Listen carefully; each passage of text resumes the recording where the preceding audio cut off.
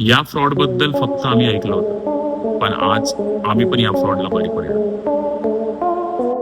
कल्पना करा, एक साधा सुरळीत दिवस सुरू होतो. हवेत ताजेतवानी झुळूक आणि अचानक एक फोन. जेव्हा तुमच्या दारात एक पार्सल उभं आहे, पण त्यात नक्की काय येणार कुणालाच माहिती नाही. चला तर मित्रांनो, आजच्या दिवसाची सुरुवात करूया. आजचा दिवस एक वेगळ्या संकल्पनेने सुरू झाला.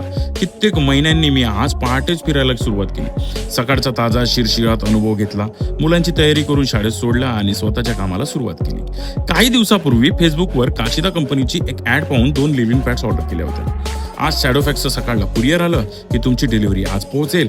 तर मी आईला सांगून निघलो की आज डिलिव्हरी बॉय येईल तर मला कॉल कर किंवा मग कॅश देऊन टाक. मी आपल्या कामासाठी निघालो.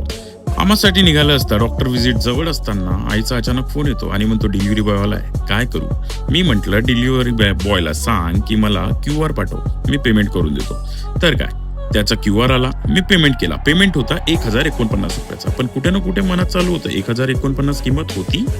म्हटलं असेल, चल म्हणून डॉक्टरच्या व्हिजिटला गेलो. डॉक्टरची व्हिजिट चालू असताना पण माझ्या डोक्यात तेच चाललेलं होतं की 1049 किंमत होती.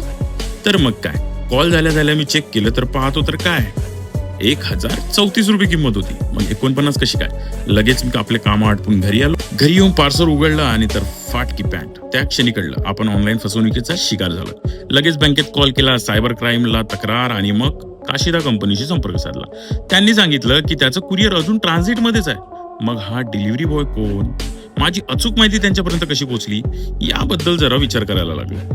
त्या धक्क्यानंतरही दिवस पुढे सुरूच राहिला. गहू आणायला गेलो, घरी आणून दिलं. मग काय, मित्रांची मेडिसिन घेतल्या आणि स्टॉकिस्टला दिल्या. दिवस संपला पण एक नवीन अनुभव देऊन गेला. त्या फसवणुकीमध्ये मला सावधगिरी शिकवली. ऑनलाईन व्यवहारामध्ये इनव्हॉइस नंबर तपासणं, शंका आल्याशिवाय पेमेंट न करणं, हे सगळं आता पक्क लक्षात ठेवेल.